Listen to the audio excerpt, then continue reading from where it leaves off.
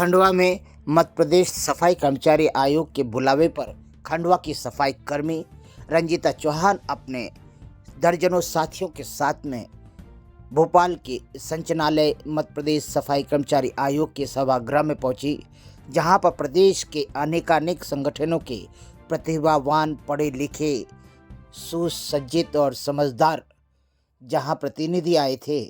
उनको सुनने के बाद ऐसा लगा कि आयोग में वाकई पढ़े लिखे व्यक्ति की आवश्यकता है और सबसे बड़ी बात है कि परिवर्तन की आवश्यकता है, क्योंकि एक व्यक्ति को ही विशेष दर्जा देकर यदि सफाई कर्मचारियों के हक और अधिकार की लड़ाई लड़ी जाएगी तो पूर्व के कार्यों का भी मूल्यांकन आवश्यक है।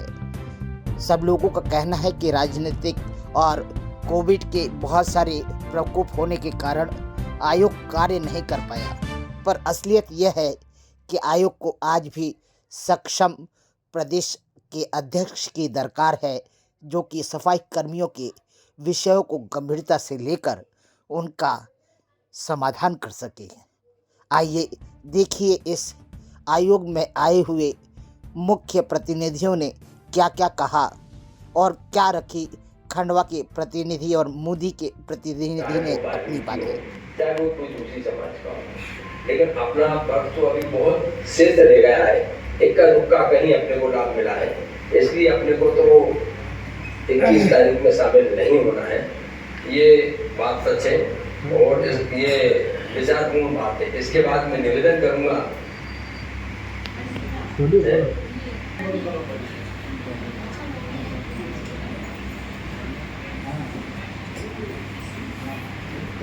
आयोग के हमारे अध्यक्ष श्री प्रताप जी गरोसिया साहब की अध्यक्षता में जो हमारे प्रदेश स्तरीय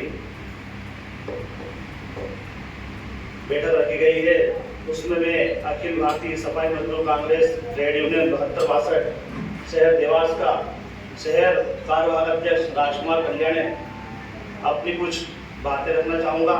आप सभी आदरणीय मंच महानुभावों से अनुमति लेकर मैं अपनी वाणी प्रारंभ करना चाहूँगा। मंच महानुभाव, जैसा कि आप लोग सब जानते हैं, हमारा समाज काफ़ी समय से या मैं कहूँ कि पीढ़ियों से लड़ता एवं संघर्ष करता जा रहा है। हमारी जो छोटी मोटी मूलभूत सुविधाएं रहती है वह तो हम जिला एवं शहर के माध्यम से पूरी करवा लेते हैं। अब हम सबकी एक ही मांग है, वो है स्थायीकरण की। मेरा आप सभी से यही निवेदन है कि ना शहर देखा जाए, ना जिला देखा जाए, ना प्रदेश, ना ही ग्रामीण क्षेत्र।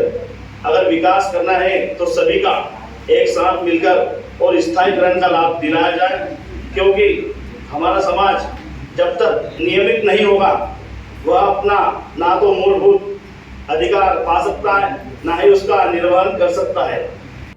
प्रदेश के सभी समाज जनों से निवेदन है कि अब लड़ाई एक ही मुद्दे पर लड़ी जाए कि पूरे प्रदेश में स्थायीकरण का 5 सदस्यीय एक प्रतिनिधि मंडल माननीय प्रमुख सचिव और मध्य प्रदेश शासन के उप सचिव और आयुक्त महोदय, अवर सचिव आज बैठक बल्लभ भवन में चल रही है। 9 मुद्दों पर, उनमें 9 मुद्दे हैं जो अपन ने पिछली बार 3 बैठकों में 4 बैठकों में अपन दे चुके हैं, तो वो फाइल बराबर चलती रही थी और आज उसका निर्णय है। 5 लोग गए हैं और बकाया लोग यहाँ बैठे हैं। आपकी मांग है उसमें सम्मिलित है। इसके बाद में कहा है कि कदम ऐसे रखो कि निशान बन जाए। प्रताप भाई ऐसे हैं, हमारे अध्यक्ष ऐसे हैं कि कदम ऐसे रखो कि निशान बन जाए, वो जिंदगी ऐसे जियो कि मिसाल बन जाए। हमारे अध्यक्ष के लिए हम धन्यवाद देंगे, कम से कम वो लड़ तो रहे। इसके पहले भी बहुत लोग रहे, लेकिन लोगों ने हासूस तो करी है, लेकिन वो करा नहीं है। और किसी ने ये भी कहा है, लेकिन भाग के ऊपर निर्भर नहीं रहना है कि वो कर्म जो है वो हमारे अध्यक्ष जी कर रहे हैं। और उनके लिए हम धन्यवाद देंगे।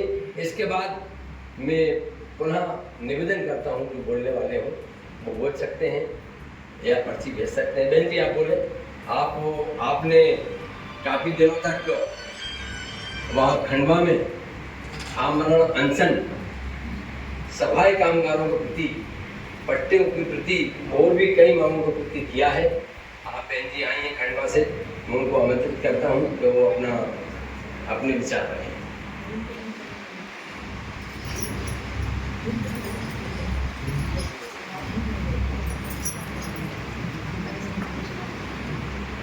धन्यवाद नंदी जी। सभा में बैठे सभी वरिष्ठ जन व मेरे साथी कर्मचारी मित्र बहन व माताएं, सभी को मेरा सादर नमस्कार। जय भीम, जय वाल्मीकि, जय भारत। आदरणीय, अभी आप कह रहे थे, आपसे कह रही थी मैं, आपने कहा कि हम लोग अपने भाग्य पे निर्भर रहे।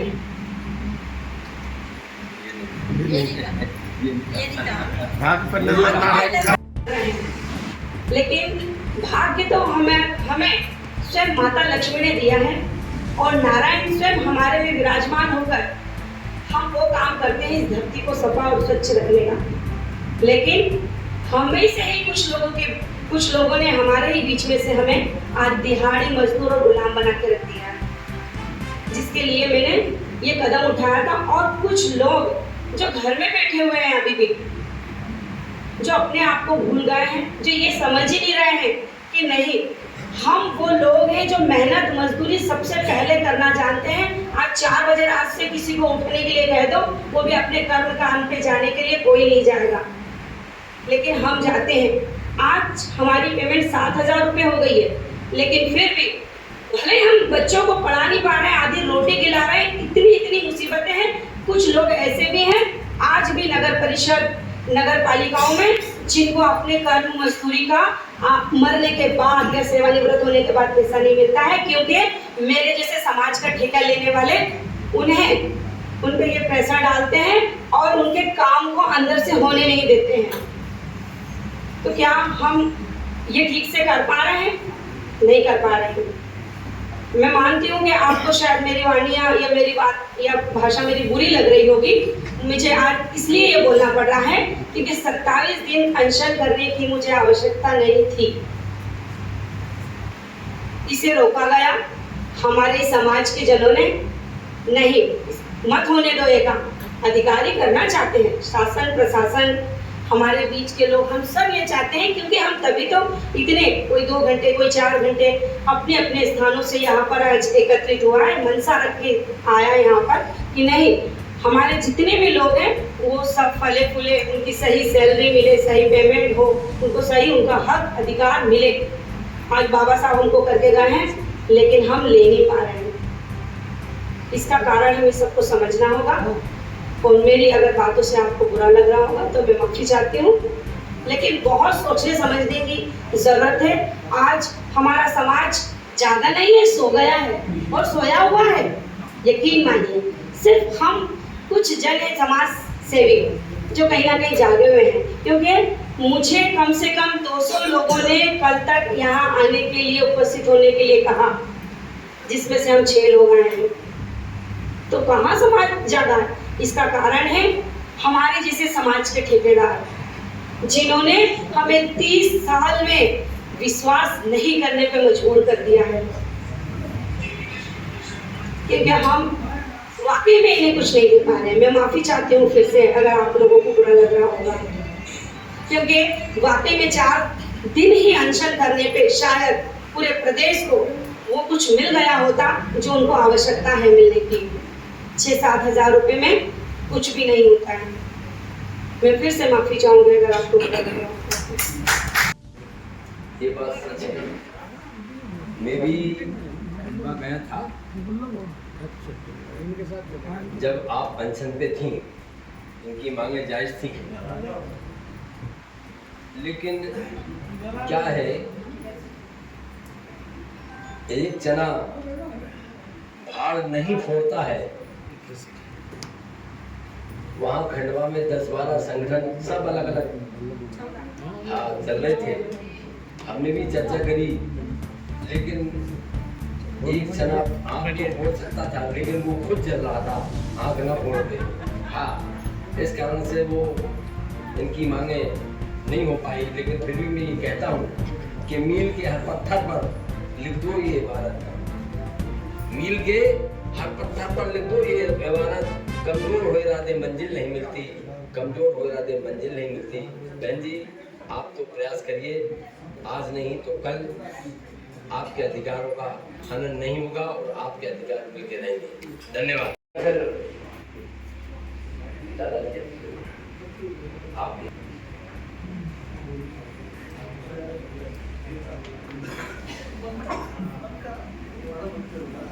सुनना अच्छे विचार रखे जा रहे हैं समाज के, और माननीय सुप्रीम कोर्ट द्वारा जो हमारे लिए खुशी की जो लहर थोड़ा सा आई है, उससे हम थोड़ा से और खुशी है।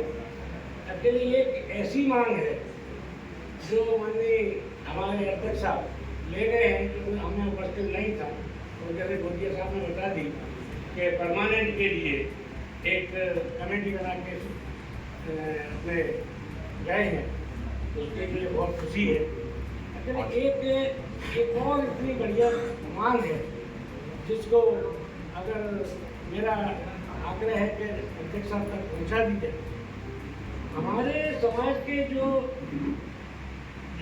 परमानेंट के लिए, और वो तो आ रही है, वो तो बहुत ठीक है, वो तो बहुत बड़ी खुशी है। अपने एक जरा सी खुशी जो हम अपने हक अपने नियम से शायद ले सकते हैं। गवर्नमेंट के हर कलेक्टर के यहाँ 4 वो हैं मजदूर, कुशल, अकुशल, अर्धकुशल, 3 वैरायटी है। और अगर मैं उस वैरायटी पे थोड़ा सा चर्चा करना चाहता हूँ कि मैं जाऊँ ग्वालियर, मैं जाऊँ कहीं अपने मजदूर पूछ लेने कि चल भाई मेरे यहाँ मजदूरी करना है, तो मेरे से फट उसकी रेट बता देगा, 400 रुपये दूँगा। चल भाई, अगर 400 रुपये में मैं अगर उसको कहीं मेरे यहाँ कुछ ऐसी गंदगी पड़ी है तो उससे कह दूँ कि भैया ये भी थोड़ा सा हटा ले यार, थोड़ा यार वहाँ बनाना है मेरे को, तो ये हटा ले। फिर नहीं साहब, ये चीज़ नहीं उठाऊंगा मैं। इसके लिए आप मेहता को बताइए, बंदी को बताइए। इतना घृणित काम हमारा समाज करता है, तो उस 3 वैरायटियों में से हम क्यों ना, वैसे तो वो भी नहीं मिल रही, कुशल, अकुशल, अर्धकुशल, अकुशल ठीक है, जो तो काम नहीं जानता उसको मैं बताता हूँ ये ऐसा करना, वो तो अकुशल हो। अर्धकुशल थोड़ा बहुत जानता है, उसको अकुशल हो। तो कुशल मेरे समाज का बंदा बरसों से झाड़ू लगा रहा है, बरसों से नली सूख रहा है, यार वो कुशल नहीं हो पाया आज तक। ये कहाँ की न्याय है? वो हमारा कलेक्टर देख रहा है उसको कि ये आदमी 10 साल से 5 साल तक ये कर रहा है मजदूरी, उसी काम को कर रहा है, तो ये कुशल क्यों नहीं हुआ? कुशल की रेट क्यों नहीं दे रहे? वो भी नहीं मिल रही। दूसरी बात ये है, जो काम घृणित है उसका गोदिया जी हमको 50% एरियर मिलना चाहिए, उसमें ड्रू बनना चाहिए, क्या बोलते हैं उसको, अलग से मतलब परसेंटेज। जो मान लो 400 रुपये मजदूरी है, 50% उसमें जो गंदा काम करता है उसको ऐड कराया जाए। एक रेट शासन से, मध्य प्रदेश शासन से बनवाई जाए कि जो ऐसा काम करता है, जो सफाई का काम करता है, जिसको कोई नहीं करता, जिसको मेरा धंधा करता है, उसके लिए 50%, 30%, 40% कुछ ऐसा ऐड कर दिया जाए उस रेट में। चौथी रेट, मेरा मतलब चौथी रेट बनाई जाए, जो कुशल, अर्धकुशल, अकुशल और एक अति पूर्ण कुशल वो नहीं, अति घृणित रेट मान लो, कुछ मान लो, या तीनों में से जो ये काम करता है, कुशल तो मानना ही चाहिए। जब मेरी ट्रेनिंग की मैंने 9 महीने में, मैं कुशल हो गया, अधिकारी बन के काम किया। यार मेरा बंदा, मेरा झाड़ू लगाने वाला 5 साल में, 10 साल में, अरे वो साल भर में कुशल हो जाता भाई। तो कुशल की क्यों नहीं दे रहे हैं? ये मेन जुनून जो हम कलेक्टर से मांग कर सकते हैं, ये तो वही कुशल की जरूरत है। इसको क्या झाड़ू लगाना आता नहीं है? मिलिट्री में जब किसी की सफाई वाले की झाड़ू की नौकरी दी जाती है, मैंने देखा है रतलाम के अंदर, मैंने झाड़ू की वो देखी है। जब बांस निकली थी तो वो झाड़ू रखते थे तबड़ा, दिया उसको क्या लगाओ, नहीं जरा सा देखा उनके गलत लगाया, अलग अच्छा लगाया अंदर। तो जो अब वो झाड़ू थोड़ा बहुत जानता है तो उसको अंदर कर लिया झाड़ू लगाने के लिए। ये तो 10 साल से काम कर रहा है तो उसको अकुशल नहीं दे रहे और किया जाता है, तभी ही हमें कुशल या अकुशल की श्रेणी में लिया जाएगा। जी श्रमिक नहीं है। मैडम मानता हूँ मैं एक शब्द जो भी उन्हें अपना अल्लाह को कुछ रखना वो सही है, होगा कदम अकेले कलेक्टर न्यूज कलेक्टर रेट उस कर्मचारी को क्यों दी जा रही है, ये तो बता दो भाई। नहीं है श्रमिक नहीं है तो कलेक्टर रेट तो जो बनवानी रेट दे दो, ये अभी बढ़ाती रेट दो ना। कलेक्टर रेट क्यों कह रहा हूँ कि कलेक्टर रेट सीधे सबसे ज्यादा भी दे सकते, कलेक्टर रेट कई जगह कलेक्टर रेट दे कहा है। आपका एक ही बिंदु है कि गरीबों की गरीबी में भी इज्जत कम नहीं होती, गरीबों की गरीबी में भी इज्जत कम नहीं होती, वो करोड़ सोने के 100 टुकड़े पर कीमत कम नहीं होती। और दूसरा आवास के लिए हमारे रायसेन जिले में अधिकांश आवास मिले उनको प्रयास करना पड़ता है। आप अध्यक्ष को दीजिए और वहाँ के कलेक्टर को ये सारी मांगे जाएंगी और शायद सुकृत हो जाए। इसके बाद मैं पुनः निवेदन करूंगा, जो लोग बोलना चाहे वो बोल सकते हैं या नाम दे सकते हैं। आदरणीय दो लाइनें कहकर जगाना चाहता हूँ। ना थके कदम मेरे ना ही हिम्मत हारी है, ना थके कदम मेरे ना ही हिम्मत हारी है। मैंने देखे कई दौर जिंदगी में और आज भी सफर जारी है। तो मेरा सभी से यही निवेदन है कि साथियों, ना डरना है ना दबकना है, केवल अपने दृढ़ निश्चय पर अड़े रहना है। एक ना एक दिन हमें सफलता जरूर मिलेगी और मेरा यही विश्वास है। धन्यवाद। मध्य प्रदेश सफाई मजदूर कल्याण संघ के प्रदेश अध्यक्ष श्री राजकुमार बुदिया जी से पत्रकार जी से मिले। प्रिय बेटी, संघों के पदाधिकारीगण, मातृशक्ति और युवा साथी, आज हम नगरीय प्रशासन संचालय के अंदर लगभग 4 या 5 हमने मीटिंग यहाँ पर अभी आदरणीय हमारे प्रताप कुरोसे जी सफाई कर्मचारी आयोग के नेतृत्व के अंदर, आदरणीय गंगाराम जी घोसरे, आदरणीय हमारे राष्ट्रीय अध्यक्ष अशोक वाल्मीकि जी के मुखातिब के अंदर हमने यहाँ पर मीटिंगों को साझा किया है। आप सबके सुझाव और विचार भी आए हैं जिनको शासन के पटल के ऊपर रखा गया है। और इसी कार्यक्रम के अंदर आज हमारे 5 सदस्यीय कमेटी के रूप में आप सबके समक्ष आपके सारे विचार साझा करके आपकी मांगों को समर्पित करके नगरीय मंत्रालय के अंदर गए हैं और उसके ऊपर निश्चित ही हमें कुछ न कुछ आज हमें उपहार शासन द्वारा मिलेगा, ऐसा हमारा पूर्ण विश्वास है और ऐसा हमें आश्वासन भी दिया गया है।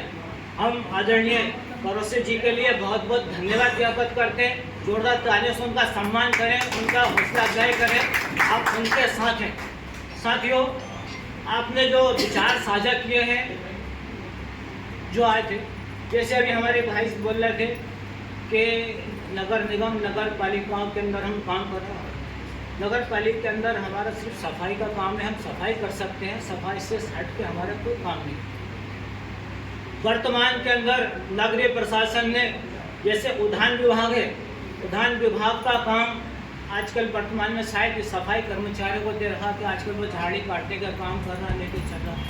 इसी तरह से अतिक्रमण के अंदर यदि कोई भी चीज क्षेत्र के अंदर आता है, वार्डों के अंदर जाता है, तो उसको हटाने के लिए भी हमारे लोगों को आगे कर दिया जाता है। इसी तरह से शहर के अंदर पशु वगैरह जो होते हैं बढ़ जाते हैं, गाय है, जानवर है, जो भी उसको उठाने का दायित्व भी हमारे सफाई कर्मचारी को सौंप दिया जाता है, जो कि हमारे जो सुपरवाइजर होते हैं या इंस्पेक्टर दर्गा होते हैं गौर से डाल के उसको उठवाते हैं। साथियों, परंतु ये हमारे जानवर उठाने का काम नहीं है, ना हमको उठाना चाहिए।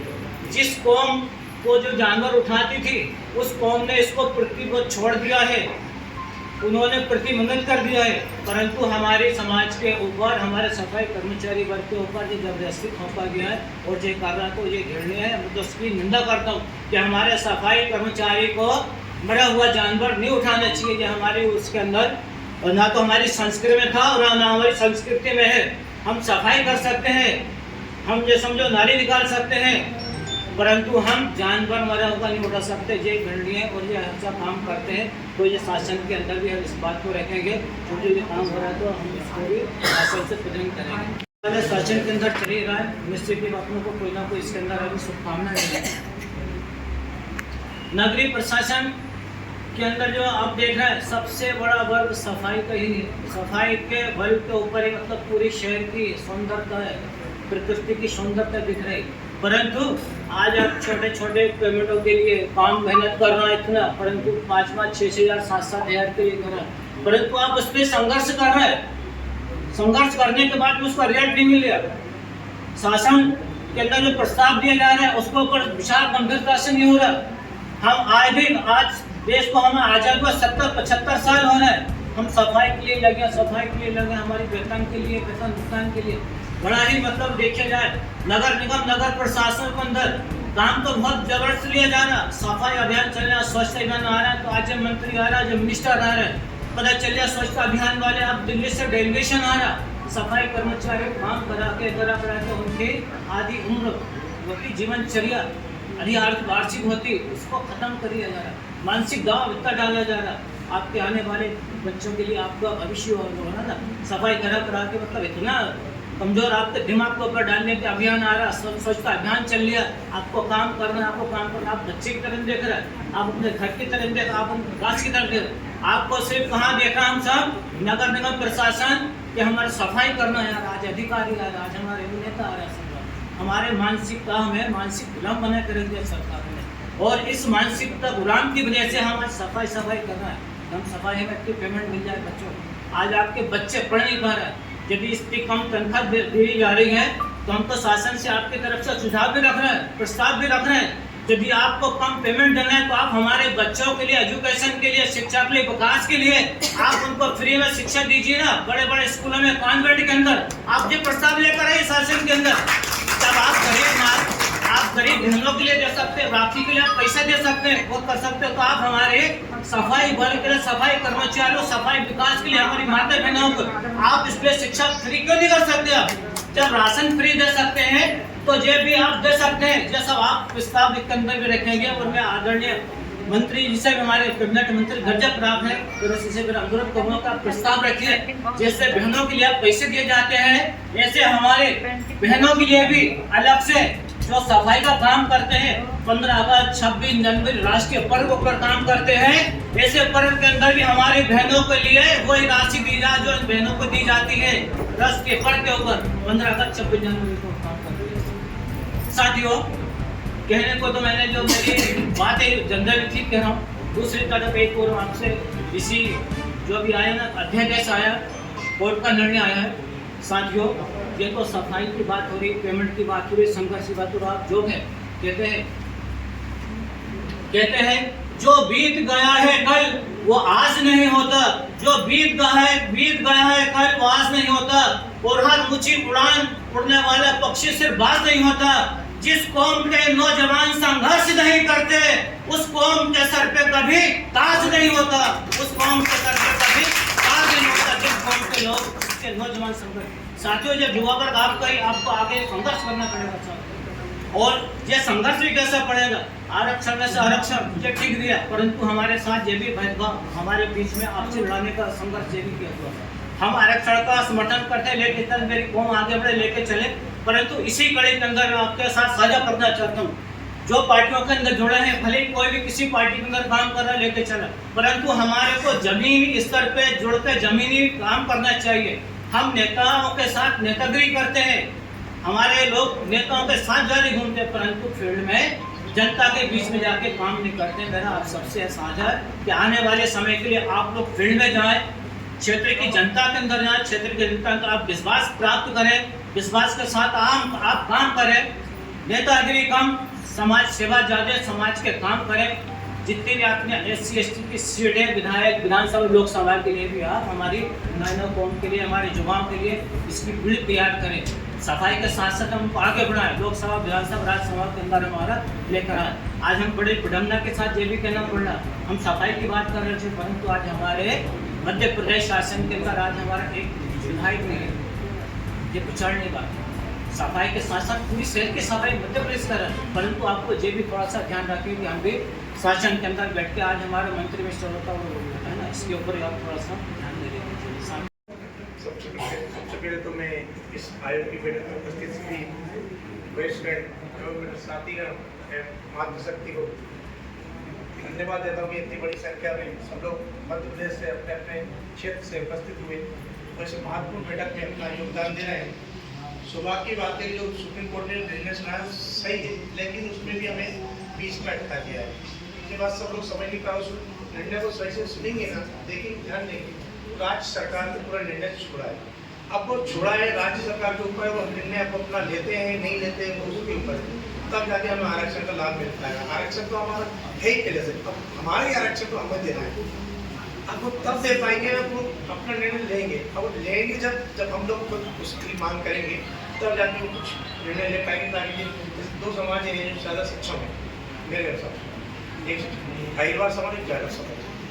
राजनीति में किसी भी फील्ड में लेंगे आप, ज़्यादातर आरक्षण इन्हीं को दिया जाता है।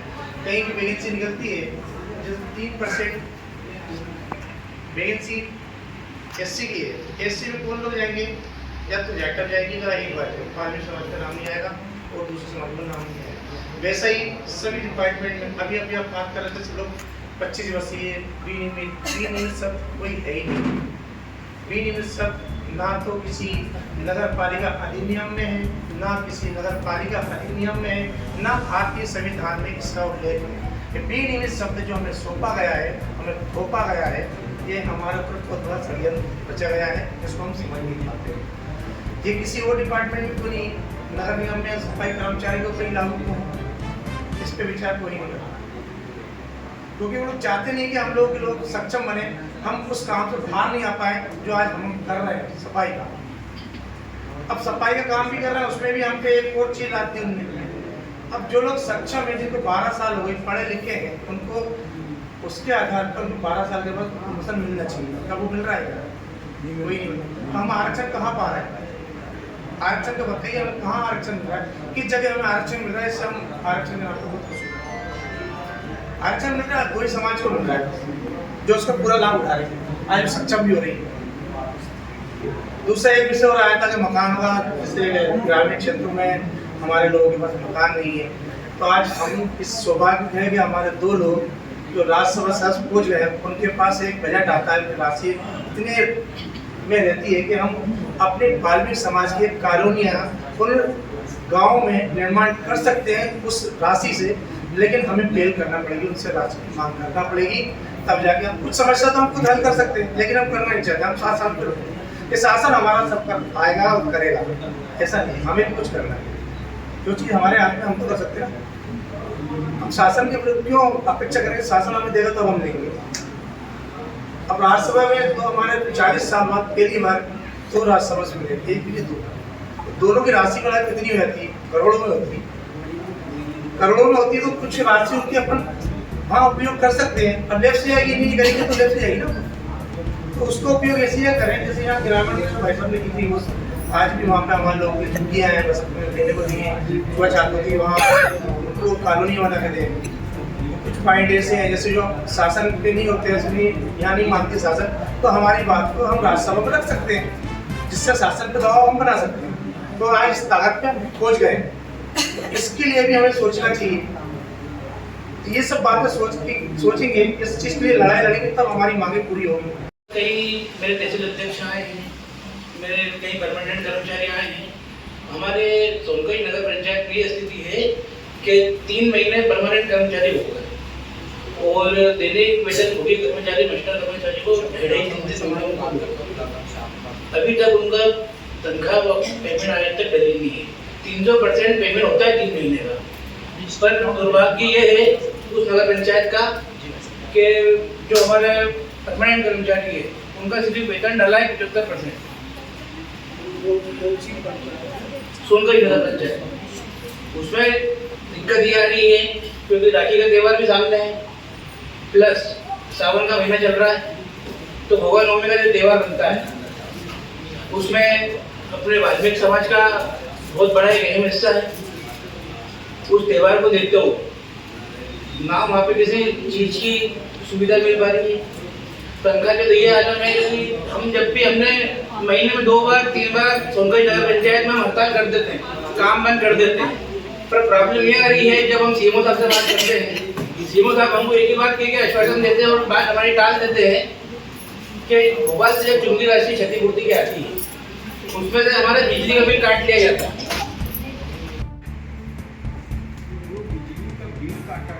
जी वेतन में से जो वेतन की राशि यहाँ से आती है कर्मचारियों के लिए चुंगी क्षतिपूर्ति से जी जी चुंगी क्षतिपूर्ति से ये मत कहिए कर्मचारी और वेतन से काटा जाए। ये कहिए कि चुंगी क्षतिपूर्ति की जो राशि आती है जी उस पे अधिकारी बताता होगा जी जी हमने इतनी राशि तो बिजली के बिल में दे दी, अब आपको वेतन कहाँ से दी? जी जी 3 महीने इसी बात की होगा श्रीमान जी। आप 2 चीजें रखिए, एक तो अपनी क्षतिपूर्ति जो चुंगी है उसको बढ़ाने की मांग रखिए। इस शासन से आप वहाँ बोलिए कि आप ये चुंगी क्षतिपूर्ति जो मिल रही है इसको बढ़ाइए आप। और हमारा वेतन जिस तारीख को सभी जगह मिलता है उस तारीख को हमारा वेतन मिलता है। श्रीमान जी ये हम कई बार आवेदन दे चुके हैं, एसडीएम महोदय को दे चुके हैं, कलेक्टर साहब को दे चुके हैं और तो और हमने भोपाल में पहुंचा दिया है कलेक्टर साहब को। हमने हर एक डिपार्टमेंट में हर एक बड़े अधिकारी से छोटे अधिकारी से लेकर बड़े अधिकारी तक सब हमारी मांगे रख दी, अपनी बातें रख दी, अपना पक्ष रख दिया है, पर कहीं भी हमारी सुनवाई नहीं हो रही है। इनके फादर साहब 7 साल से रिटायर हुए हैं, 7 साल पहले रिटायर हुए हैं इनके फादर साहब। आज तक इनके फादर साहब का पैसा इन्हें नहीं मिला है। तो जब 7 साल हो गए आदमी को उनका रिटायरमेंट का ही पैसा नहीं मिला तो आदमी कैसे अपना जीवन व्यापन करे? आज रिटायरमेंट के बाद कोई आदमी जाता है तो एक आस से जाता है अपने घर। आपने आवेदन किया? जी सर। कहाँ? वो वहाँ पे दिया ना नगर पालिका में। आपके पास कॉपी है? आपके पास कॉपी यहाँ पे नहीं, घर पे। क्या नाम है उनका? जिनके पिताजी का जगदीश लाखन आज 7 साल से वो उसकी कॉपी आप माननीय अध्यक्ष महोदय को भेज दीजिए। और ये चुंगी क्षतिपूर्ति वाला जो ये हालत है, इसको भी कॉपी आप भेज दीजिए। ये हालत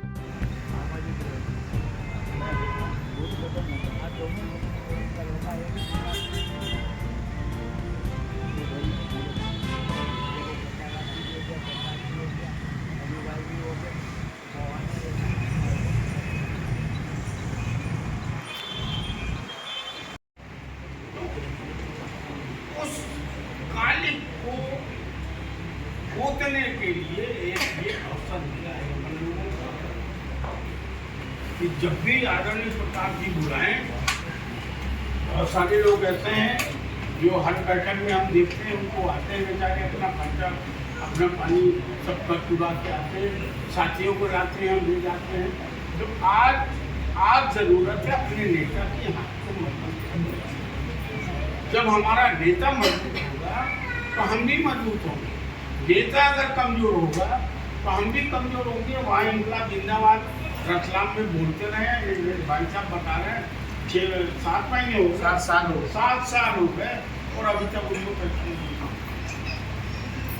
तो ये जो बीमारी लग रही है, इस बीमारी के डॉक्टर हम ही आप इसको दूर करेंगे। वो तब जब अपने सर्जन को ताकत देंगे। प्रताप कौन है? हमारे सर्जन। आपको ये कहना है कितना रहे ख्याल सताने के साथ साथ, इतना रहे ख्याल सताने के साथ साथ। अब तामिया जी भी बदल गई है जमाने के साथ साथ, जमाने के साथ।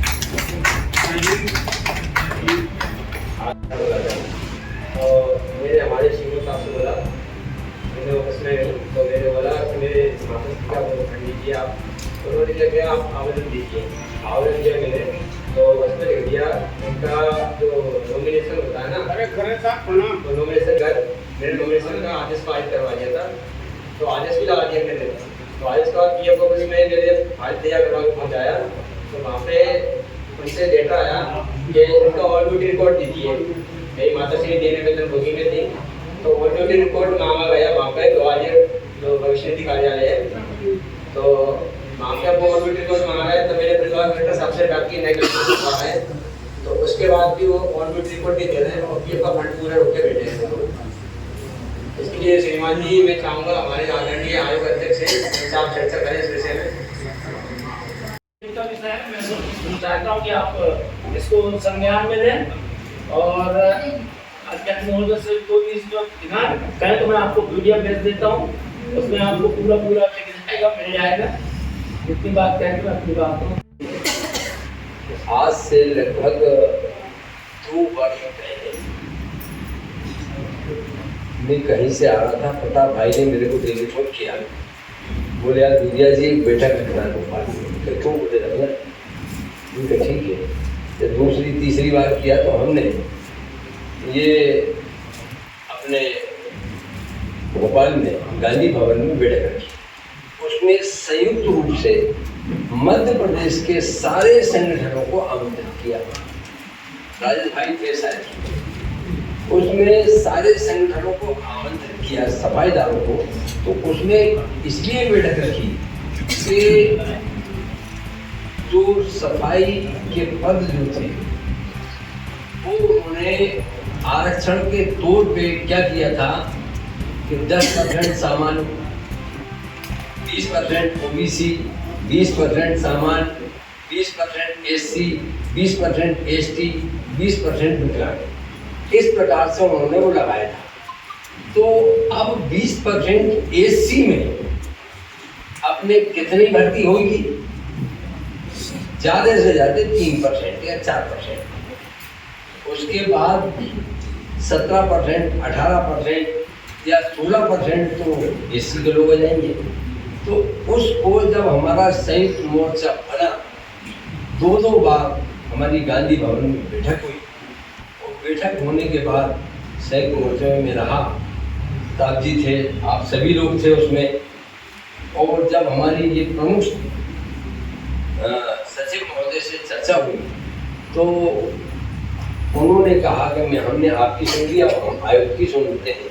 तो आयुक्त को बुलाया और ये आदेश उन्होंने निरस्त किया। वो आदेश की कापी भी आप ले जाना, ऐसा नहीं है केवल मात्र सफाई कामगार की भर्ती में दूसरे लोगों की भर्ती नहीं होगी। ये आदेश है, ले जाना, उनको बता देना। इस प्रकार से ये हुआ था, ये पुरानी बात बता रहा हूँ। तो ये मेरा निवेदन है, आप ये मैटर बनाएं और सारा का सारा उनको देना। आप इनको अध्यक्ष जी को वो उसका तोड़ निकाल देंगे और सीएमओ को लिख देंगे।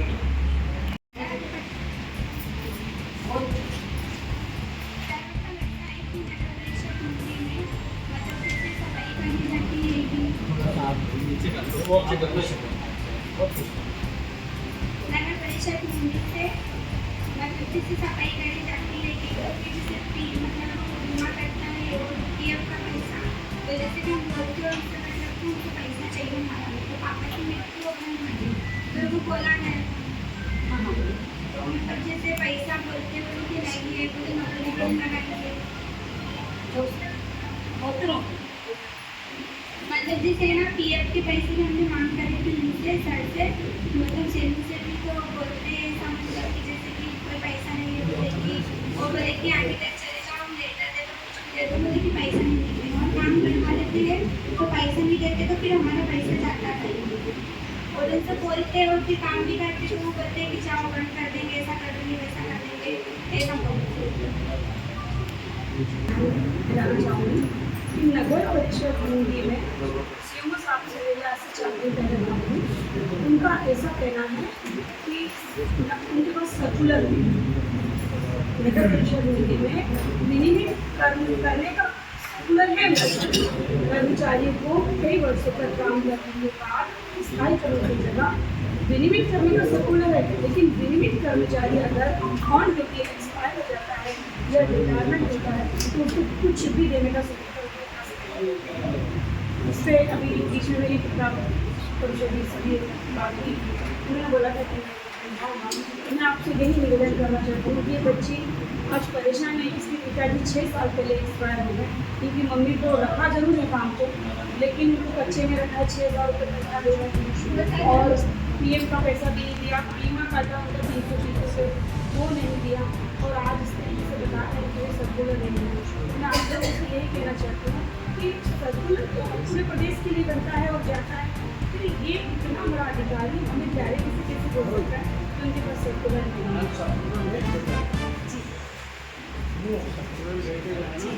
उन्होंने कहा है कि जैसे आप सर्कुलर लाएंगे मैं लिख के भी लाई हूँ। आदरणीय में कुछ चीज़ों पे मतलब बातें हैं मानते कर्मचारियों के हित में जो रुकी हुई है, मतलब वो आगे बढ़ नहीं रही। विनियमित में थे इनके पिताजी 6 साल पहले एक्सपायर हो गए हैं।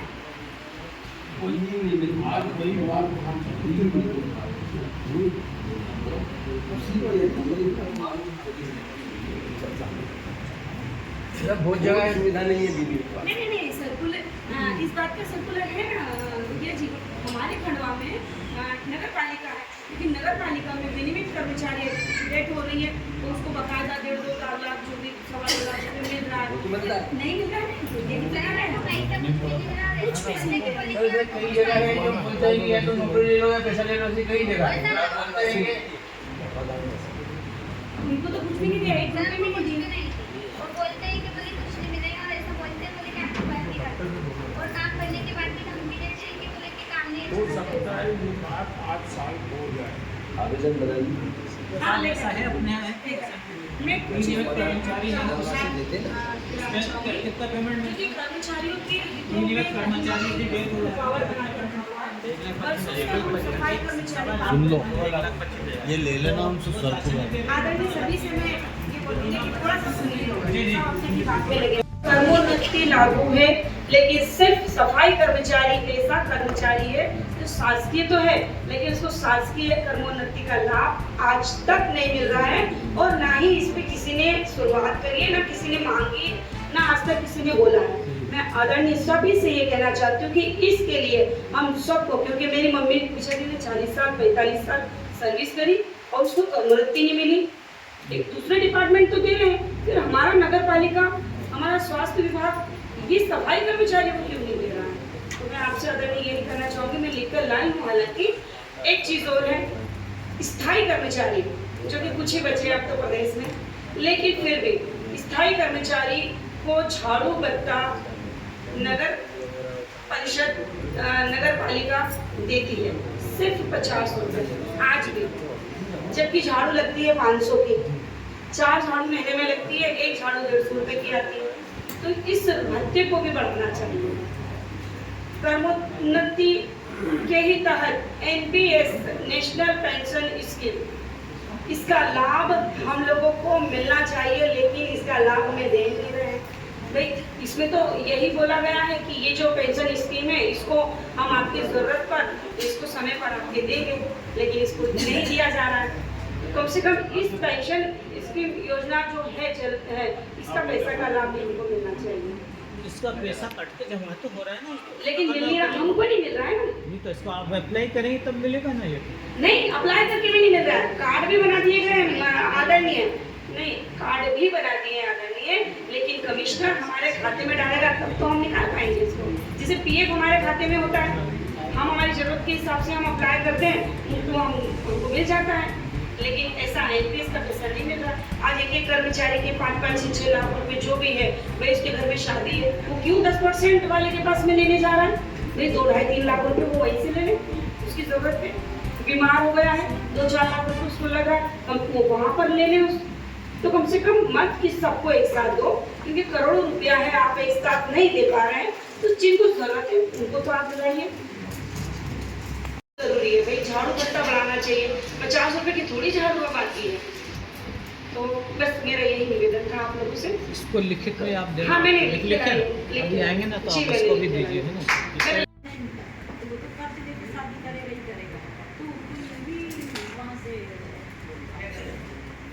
दूसरी बात, हम भी चाहते हैं कि हमारे बच्चे पढ़ने की इंजीनियर डॉक्टर बने, तो उसको वो तो है कि वहाँ से मिलता है,